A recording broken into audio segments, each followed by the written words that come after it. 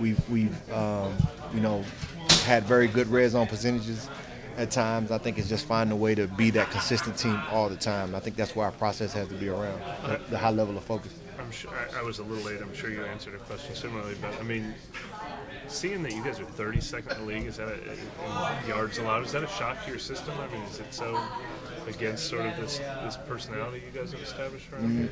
I mean, I'm big on being process oriented, and so I think that's why I spend a ton of my time. I think when you get your process right, the results will take care of themselves, and I think you have to be realistic about the results and what you're looking at, and be honest with what it says.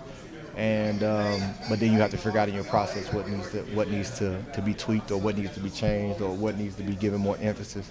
And I think as an individual, that's always been my approach. And finding a plan to when things aren't going your way, a lot of times it's getting back to the fundamentals. And I think we have a system that works. It's proven to work.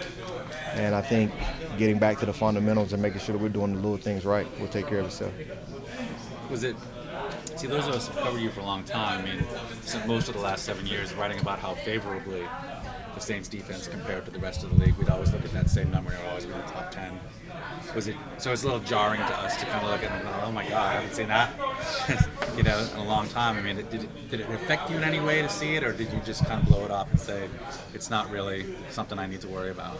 I mean, I'm not results oriented. I'm process oriented. So my focus is on what needs to clean up in my individual process, and I think numbers can always change. There have been moments in the season where we weren't, doing extremely well, but by the end of the season we were back top 10.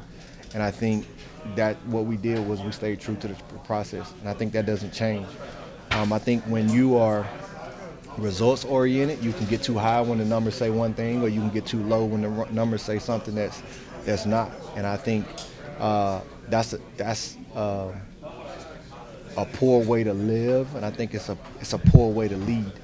And I don't want my mindset to be dictated on what my results say as much as I want my process to be right. Because it's like life, life you can do everything right and get the wrong result, and you might change something that you shouldn't have changed. And so I try to pay attention to the process now. Now the results are there. It's saying something. It's giving you an indicator, like the indicator light on your car. It's like when it comes on, something might need to change, and you just got to identify why that light is on and fix it and move on. And I think that's how I operate.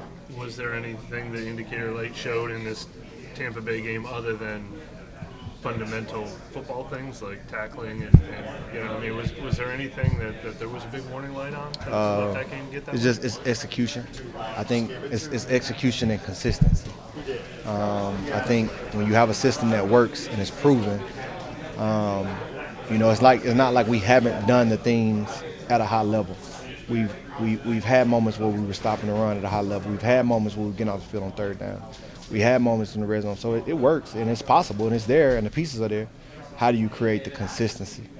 And I think in a lot of ways that's the million-dollar question, because it comes down to the mental aspect of focus.